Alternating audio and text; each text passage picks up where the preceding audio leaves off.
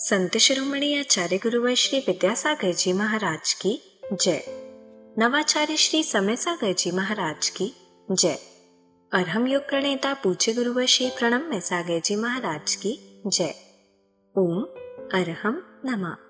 स्वाध्याय प्रेमी बंधुओं, आप सभी का आचार्य उमा स्वामी द्वारा विरचित गागर में सागर भरने वाले अनोखे ग्रंथ श्री तत्वार्थ सूत्र ग्रंथराज जी के स्वाध्याय में स्वागत है। 7 तत्वों और रत्नत्रय से गूंथे इन अनुपम सूत्रों में अब हम आ गए हैं जीव तत्व के लिए सम्यक चारित्र रूप अपनाने योग्य संवर और निर्जरा तत्व में। नौ तत्वों को ही आचार्य ने उपादेय अर्थात ग्रहण करने योग्य बताया है। और अब हम अपने अतिशय पुण्य फल से इस उपादेय विज्ञान अध्याय 9 के स्वाध्याय में जिनेंद्र भगवान द्वारा बताए गए वास्तविक मोक्ष मार्ग अर्थात दिगंबर साधु की चर्या को जानेंगे। जो नए स्वाध्याय प्रेमी अब हमारे साथ जुड़ रहे हैं, वह पुराने स्वाध्याय के छूटने का विकल्प न करें। निश्चिंत भाव से स्वाध्याय करें। मुनिश्री की सरस सरल वाणी में उन्हें यह जटिल विषय भी बड़ी आसानी से समझ में आ जाएगा। स्वाध्याय प्रारंभ करने से पहले हम अध्याय 9 का सूत्र पाठ कर लेते हैं ताकि हम इन्हें कंठस्थ कर सकें। यदि आपने पिछले अध्यायों की मौखिक सूत्र पाठ परीक्षा नहीं दी है तो भी आपको यह पाठ अवश्य करना चाहिए और इन्हें कंठस्थ करने का प्रयास करना चाहिए। मोक्ष मार्गस्य नेतारं भेत्तारं कर्म भूव्रतां ज्ञातारं विश्वतत्त्वानां वन्दे तद्गुणलब्धये।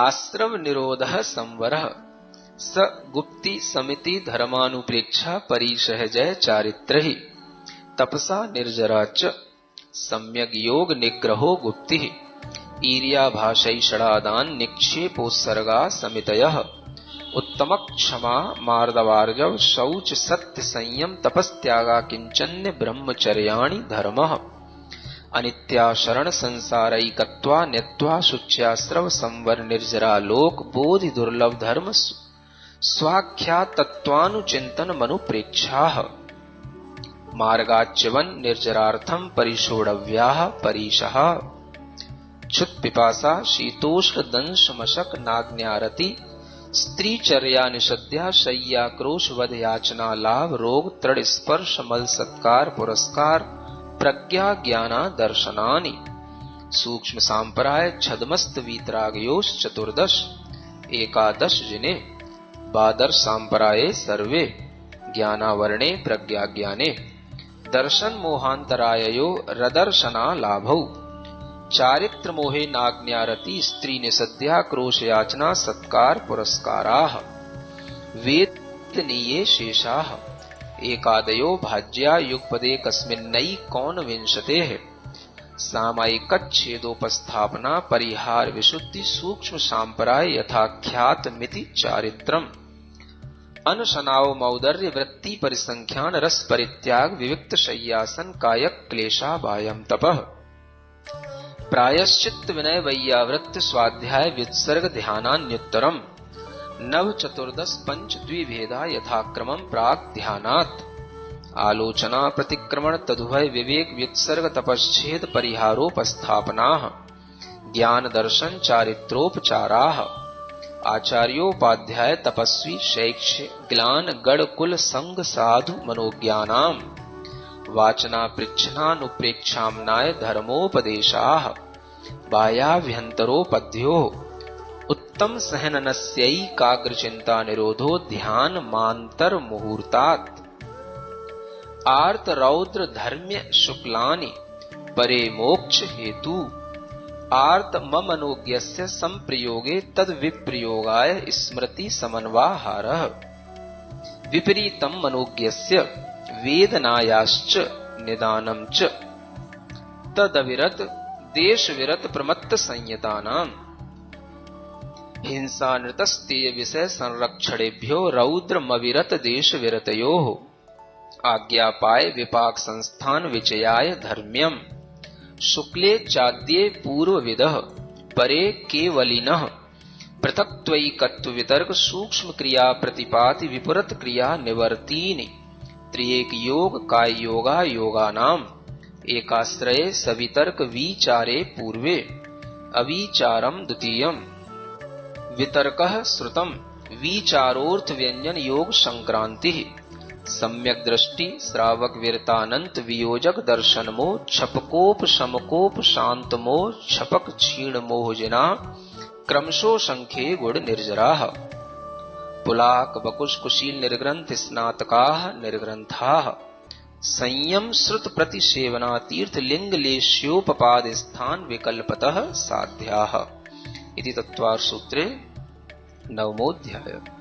पूज्य मुनि श्री कहते हैं कि सिर्फ सूत्र के पाठन से ही हमारी विशुद्धि कई गुना बढ़ जाती है। तो आइए अब हम चलते हैं उपादेय विज्ञान की कक्षा की ओर। मोक्षमार्गस्य नेतारं भेत्तारं कर्मभूव्रतां ज्ञातारं विश्वतत्त्वानां वन्दे तद्गुणलब्धये। देवादिदेव आदिम तीर्थंकर श्री ऋषभनाथ भगवान की, वर्तमान शासन नायक श्री वर्धमान महावीर भगवान की, परम पूज्य आचार्य गुरुवर श्री विद्यासागर जी महाराज की। तो छद्मस्त का मतलब हो गया केवल ज्ञान से पहले की स्थिति। जब तक आत्मा को केवल ज्ञान की प्राप्ति नहीं होती है तब तक वह छद्मस्त कहलाता है।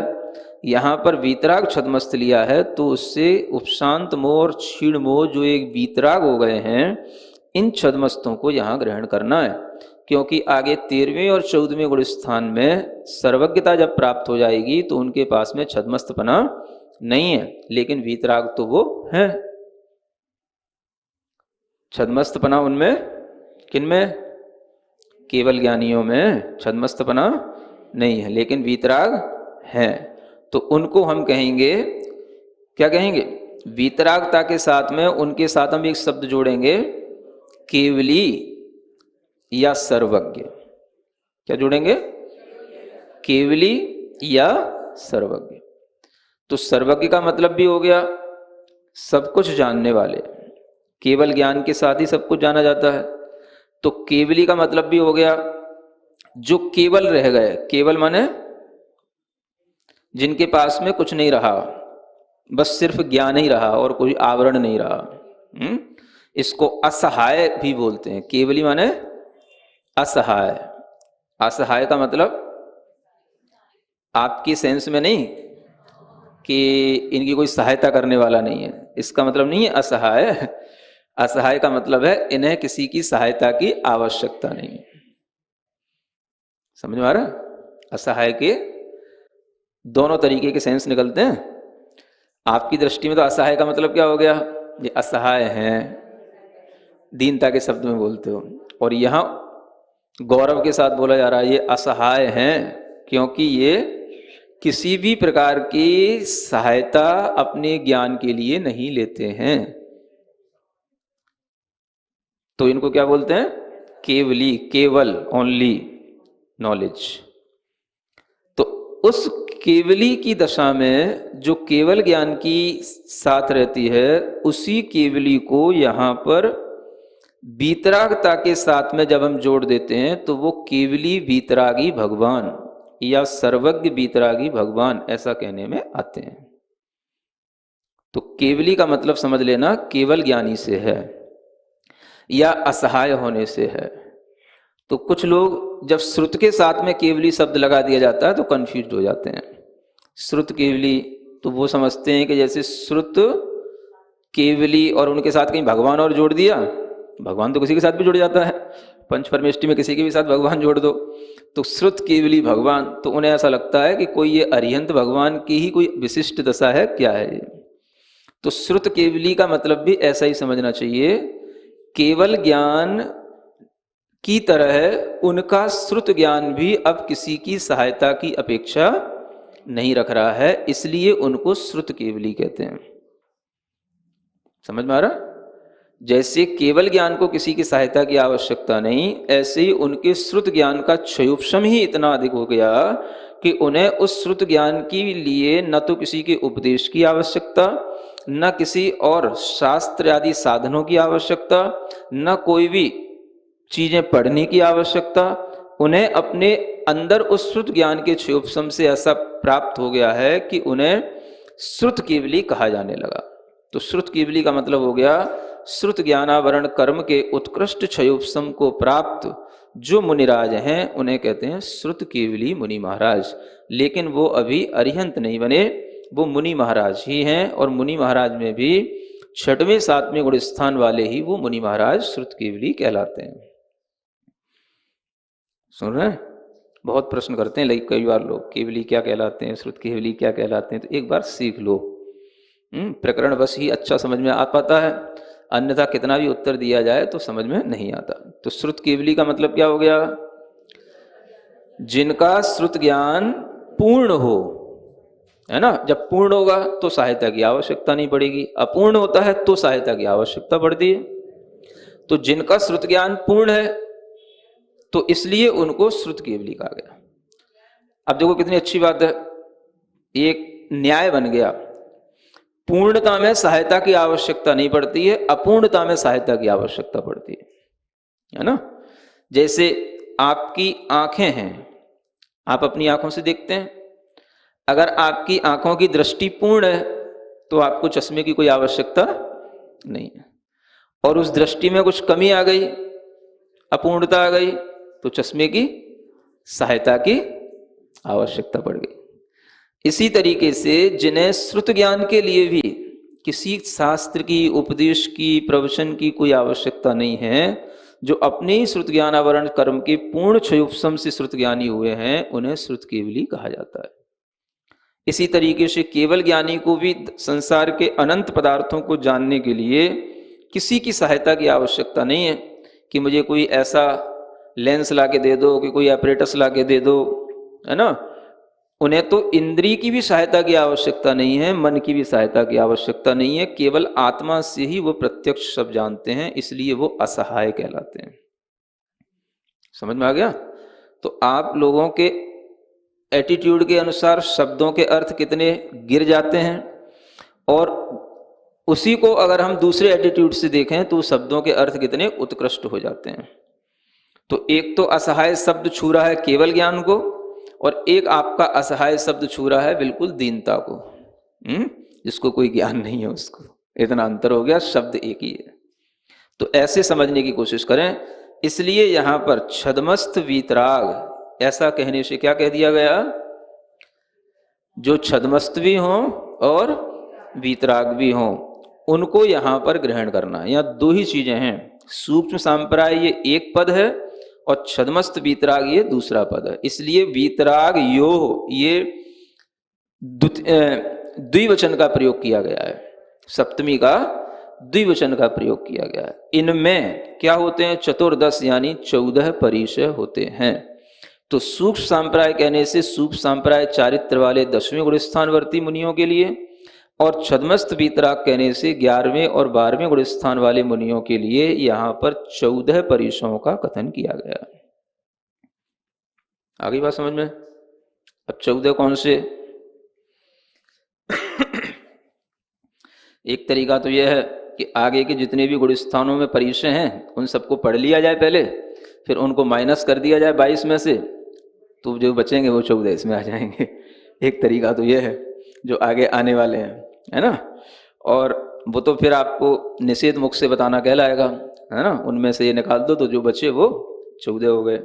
और वैसे अगर आप समझना चाहें तो वैसे भी समझ सकते हैं। 14 में क्षुधा परिचय भी आ जाता है। सबसे पहले क्षुधा शुरू हुआ, पिपासा माने, है ना, पिपासा का परिचय, प्यास का परिचय, ये भी 14 परिचयों में शामिल है। क्षुधा भी, पिपासा भी, शीत भी, उष्ण भी, ठीक है ना, दंशमशक भी। फिर उसके बाद में चर्या परिचय आता है ना, क्योंकि ये जो नाग्न, अरति, स्त्री आदि हैं ये दूसरे कषायों के उदय से होते हैं और ये वहां पर संभव नहीं है। क्योंकि अरति आदि जो है ये 9 कषाय के रूप में है, और अन्य भी जो परिचय होते हैं वो मान आदि कषायों के साथ होते हैं।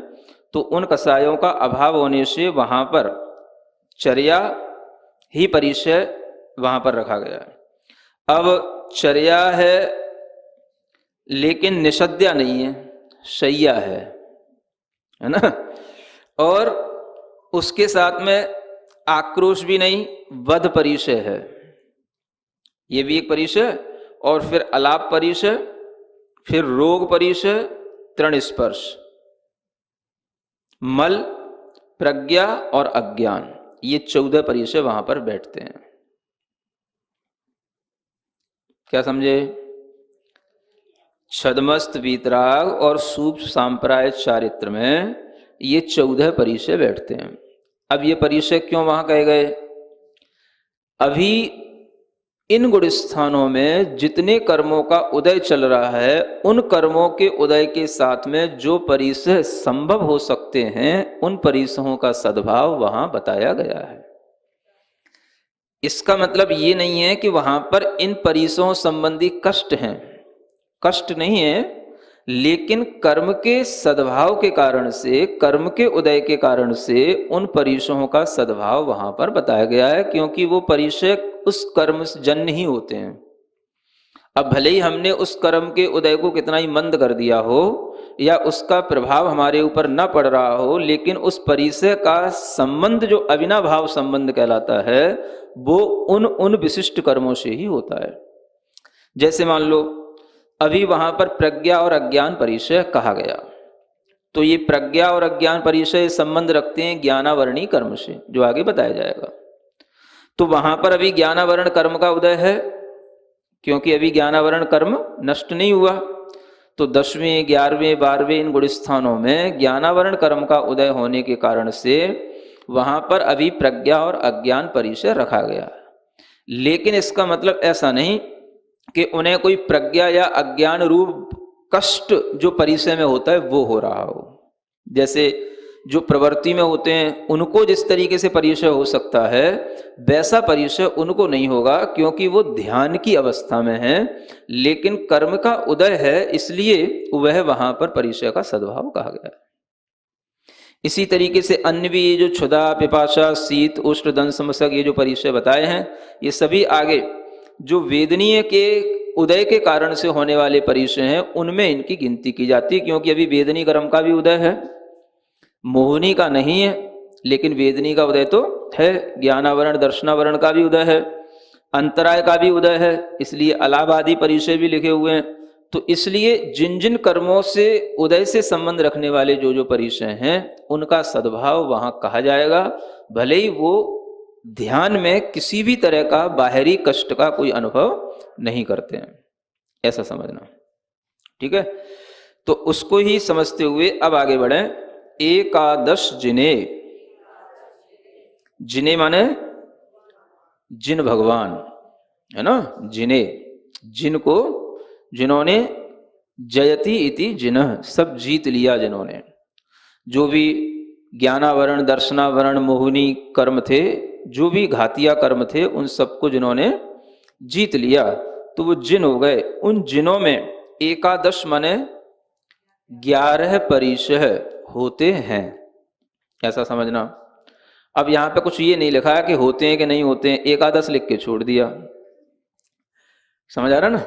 अब इससे ये भी अर्थ निकल सकता है कि जैसे हम हैं क्रियापद लगा रहे हैं अपनी तरफ से, एकादश जिने संति, ऐसे ही हम यूं भी कह सकते हैं न संति। तो दोनों ही प्रकार के अर्थ निकल सकते हैं, इसीलिए सूत्र कहलाते हैं। अब देखो सिमेट्री भी कितनी अच्छी बैठती है कि अगर 11 हैं तो 11 नहीं है, और परिचय 22 ही हैं, तो जब 11 नहीं होंगे तो 11 होंगे, और 11 होंगे तो 11 नहीं होंगे। समझ आ रहा है? तो 11 परिचय जिनेंद्र भगवान में नहीं है, ये भी अर्थ आता है। आचार्य पूज्यपाद महाराज कहते हैं न संति इति अध्याहार्य, माने सूत्रों में कुछ अध्याहार करना पड़ता है, तो उसमें ये नहीं होते हैं ऐसा लगाना। लेकिन अन्यत्र भी लिखा है कि 11 परिचय जिनमें होते हैं। तो नहीं कहने का तात्पर्य है कि वहां नहीं है, कष्ट नहीं है, और है कहने का मतलब यह है कि जितने भी अभी और कर्म का उदय है, उन कर्म के उदय की अपेक्षा से उनमें भी परिसहों का कथन किया जाएगा, क्योंकि कर्म का उदय का अविनाभावी जो जो परिचय होगा उसका सद्भाव वहां तक माना जाए। तो जिनेंद्र भगवान में भी अभी वेदनी कर्म का उदय है, तो वेदनी कर्म के उदय से होने वाले उन परिसहों का सद्भाव वहां पर बन जाता है, वो यहां पर बताया गया। तो इस तरह से और भी जो परिचय वहां पर हैं, वो सब परिचय मिलकर के 11 परिचय हो जाते हैं। तो जिनेंद्र भगवान में कौन कौन से 11 परिचय होंगे? तो क्षुधा होगा, है ना, पिपासा भी है, शीत उष्ण भी है, दंश मशक भी है। क्या समझे? जो पहले 11 बताए थे ना, है ना, अब उनमें से केवल 3 कम करना है। 14 बताए थे, उनमें से 3 कम करना है ना। तो ये 3 परिचय कौन कौन से कम हो जाते हैं? एक तो प्रज्ञा और अज्ञान, ये 2 परिचय कम हो गए, क्योंकि ज्ञानावरण कर्म का उनके लिए क्षय हो गया, तो ना उनके लिए प्रज्ञा बची ना अज्ञान बचा।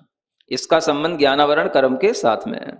तो 2 परिचयों का अभाव ये हो गया, और एक उनके लिए अंतराय कर्म का क्षय हो गया। तो अंतराय कर्म के कारण से अलाभ परिचय होता है, तो उस अलाभ का भी उनके लिए अभाव हो गया। तो ये 3 परिचयों का अभाव होने पर 14 में से अगर यही 3 कम कर दो तो 11 परिचयों का सद्भाव जिनेंद्र भगवान में जान लेना चाहिए। समझ आ गया? कहो तो फिर आगे बढ़े। आगे समझ में? जिनेंद्र भगवान में है ना, अब विधि रूप में बस यही 3 कम कर दो, बाकी सब क्षुधा, पिपासा, शीत उष्ण, दंश मशक। अब आप सोचो, अब भगवान में क्या क्षुधा परिचय होती है? भगवान में क्या पिपासा परिचय होती है? सुन रहे हो? अब देखो कितना बड़ा ये सैद्धांतिक एक दोष आ जाएगा। अगर कोई सिद्धांत के अनुसार कहे जिनेंद्र भगवान में भी क्षुधा का कष्ट होता है, इसलिए वो उस क्षुधा को दूर करने के लिए कभी कभी भोजन लेते हैं, कबलाहार लेते हैं, आहार ग्रहण करते हैं, क्योंकि उनमें वेदना है, वेदनी कर्म का उदय है। असाता वेदनी के उदय में भूख लगती है, उनको भी असाता वेदनी कर्म का उदय है। ये सिद्ध है, तुम्हारे सूत्रों से ही सिद्ध है। समझ में आ रहा है? तो फिर इसी धारणा को लेकर के एक श्वेतांबर जो संप्रदाय है उनमें यही माना जाता है ना। दिगंबरों में केवली भगवान को कबलाहारी नहीं कहा गया, लेकिन श्वेतांबर संप्रदाय में केवली भगवान को कबलाहारी कहा गया इसी कारण से। अब उनका तर्क तो ठीक है, वेदनी का उदय है वो तो हम भी मान रहे हैं, क्योंकि अभी वेदनी का अभाव तो हुआ नहीं, चाहे वो साता वेदनी हो या असाता वेदनी हो, किसी का भी उदय भगवान में हो सकता है। लेकिन केवल इतनी मात्र से परिचय या कष्ट इतना नहीं हो जाता कि वो उनके लिए भूख का प्रतिकार करने के लिए उन्हें भोजन करा दे। समझ आ रहा है? आगे पीछे का जब तक सुनोगे नहीं, पढ़ोगे नहीं, तो इतनी सी बात पर आप अगर अपना कोई भी नया अभिप्राय बना लोगे तो कुछ लोग जो आपके बहकावे में आ जाते हैं वो आपके मत को मानने लग जाते हैं। तो इसलिए जो ये बात है वो यहां पर अधूरी रह गई। ओम अरहम नमः। तो चलिए आज की कक्षा की एक क्विक रिवीजन कर लेते हैं। परिचयों के प्रकरण में हमने जाना 12वें गुण स्थान तक छद्मस्त अवस्था रहती है, उसके बाद केवली भगवान बन जाते हैं। केवली असहाय होते हैं। असहाय का अर्थ यह नहीं कि कोई उनकी सहायता करने वाला नहीं है, अपितु यह है कि उन्हें किसी की सहायता की आवश्यकता नहीं है।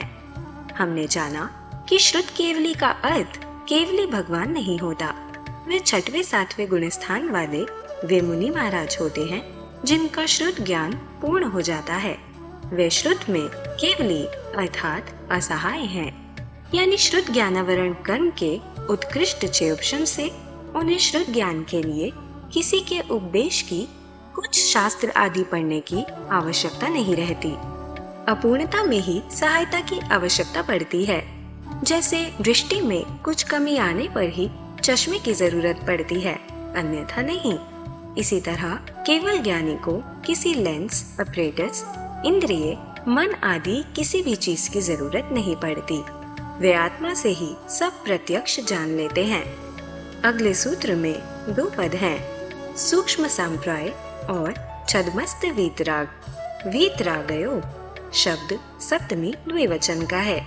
सूक्ष्म संप्राय चारित्र वाले 10वें गुण स्थान वर्ती और 11वें और 12वें गुण स्थान वर्ती मुनियों के क्षुधा, पिपासा, शीत, उष्ण, दंशमशक, चर्या, शय्या, वध, अलाभ, रोग, तृण स्पर्श, मल, प्रज्ञा और अज्ञान, ये 14 परिचय होते हैं। परिचयों का कर्मों के साथ अविनाभावी संबंध होता है। परिचय कर्मजन्य होते हैं, यानी जिस गुण स्थान में जितने कर्मों का उदय होता है वहाँ उन कर्मों के साथ रहने वाले परिचय होते हैं। 10वें, 11वें, 12वें गुण स्थान में परिचय संबंधी कष्ट नहीं होते, बस उस कर्म के कारण वहाँ उस परिचय का सद्भाव रहता है। जैसे ज्ञानवर्णीय कर्म से होने वाले प्रज्ञा और अज्ञान परिचय तो वहाँ रहते हैं, क्योंकि ज्ञानवर्णीय का उदय है, किंतु ध्यान में उन कष्टों का अनुभव नहीं होता। इसी प्रकार अंतराय कर्म से होने वाला अलाप परिचय और वेदनीय से होने वाले शुद्ध, पिपासा, शीत, उष्ण, दंशमशक आदि वहाँ रहते हैं। सूत्र 11 में हमने जाना, जिन्हें अर्थात जयति इति जिन्हा, जिन्होंने सब जीत लिया हो, घातिया कर्मों को जीत कर जिन भगवान बन जाते हैं, उनमें 11 परिचय होते हैं। हम इसे अभाव की दृष्टि से भी देख सकते हैं, यानी उनमें 11 परिचय नहीं होते। आचार्य पूज्यपाद महाराज के अनुसार सूत्र में अध्याहार करके नहीं होते हैं ऐसा लगाना। 11वें और 12वें गुण स्थान वर्ती मुनियों के बताए गए 14 परिचयों में से जिनेंद्र भगवान के ज्ञानावर्णीय कर्म के अभाव में प्रज्ञा और अज्ञान परिचय और अंतराय कर्म के अभाव में अलाप परिचय नहीं होते, शेष 11 होते हैं। अतः सिद्धांत के अनुसार जिनेंद्र भगवान में वेदनीय कर्म के उदय में क्षुधा, पिपासा, शीत आदि 11 परिचयों का सद्भाव रहता है। श्वेतांबर संप्रदाय इसी कारण से केवली भगवान को कवलाहारी मानते हैं, क्योंकि उनमें क्षुधा परिचय का सद्भाव है। वेदनीय कर्म के उदय से उनमें वेदना है और असाता वेदनीय के उदय से भूख लगती है, इसीलिए वे क्षुधा दूर करने के लिए कभी कभी कवलाहार लेते हैं। यह एक बड़ा सैद्धांतिक दोष आ जाता है। दिगंबरों में केवली भगवान को कवलाहारी नहीं कहा गया। यह तक ठीक है कि उनके साता असाता वेदनीय का उदय होता है, क्योंकि अभी वेदनीय का अभाव नहीं हुआ, लेकिन केवल इतने मात्र से परिचय या कष्ट इतना नहीं हो जाता कि वह उनके लिए भूख का प्रतिकार करने के लिए उन्हें भोजन करा दे। आगे पीछे का जाने बिना अपना नया अभिप्राय बनाकर कुछ लोगों को बहकाकर लोग आपका मत तो मानने लग जाते हैं, लेकिन बात अधूरी रह जाती है। इस सैद्धांतिक दोष का खंडन हम आगे जानेंगे। तो चलिए अब हम सभी जिणवाणी स्तुति करेंगे और तत्पश्चात समय होगा आज के सवाल का। सिरिजिणवाणी जग कल्याणी जग जन मदतम मोहरी जनमण हारी गढ़हर हारी जम जरा भव रोग हरी तिथियराणम दिव्य झुणिम जो पढ़ई सुणई मय्ये धारई राणम सौख मणंतम धरिय सासद मोक्ष पदम पावई सासद मोक्ष पदम पावई। अब समय है आज के प्रतियोगिता प्रश्न में भाग लेकर आकर्षक पुरस्कार जीतने का। आप अपने फोन को QR कोड स्कैन करने के लिए तैयार रखें या दिए गए लिंक पे जाएं। आप अपना उत्तर चुनकर हमें कल शाम 5 बजे तक भेज सकते हैं। 3 भाग्यशाली विजेताओं को मिलेंगे आकर्षक पुरस्कार। विजेताओं का नाम इसी कार्यक्रम में हर रविवार को घोषित किया जाएगा। साथ ही सभी प्रश्नों के सही उत्तर भी बताए जाएंगे। आज का सवाल है, छद्मस्त वीतराग मुनि के कितने परिचय बताए गए हैं? 22, 20, 14, 11। अध्याय 9 की कक्षा 17 के आज के सवाल का सही उत्तर है कषाय। अगर आप किसी कारणवश कोड को स्कैन ना कर पाए हों तो आप क्लास की वेबसाइट पर जाकर भी उन्हें अटेम्प्ट कर सकते हैं। इस लिंक पर जाएं या QR कोड को स्कैन करें। धन्य है हमारा पुण्य जो मुनिश्री ने हमें उपादेय विज्ञान जैसे कठिन विषय को इतनी सरलता से समझाया, जिससे हम पंच परमेष्टि में आसीन आचार्य, उपाध्याय और साधु परमेष्टि के मूल गुणों और चर्या संबंधी भ्रांतियों को दूर करके श्रावक धर्म को निभा पाए और सच्चे गुरु के प्रति समर्पित हो पाए। और यह ज्ञान आप अपने परिवार, मित्र, समाज के लोगों को इस स्वाध्याय से जोड़कर उन तक दे सकते हैं। आप सिर्फ उन्हें हमारी वेबसाइट ttv.arham.yoga शेयर करें और उन्हें यह सभी क्लासेस मिल जाएंगी। अभ्यास प्रश्न करके आप अपने ज्ञान को प्रगाढ़ करने का मौका और आज के सवाल में पुरस्कार जीतने का मौका भी पा सकते हैं। तो आज ही अपने बच्चों, मित्रगणों और परिवारजनों को इससे जोड़ें और अपना और उनका पुण्य बढ़ाएं। ओम अरहम नमः।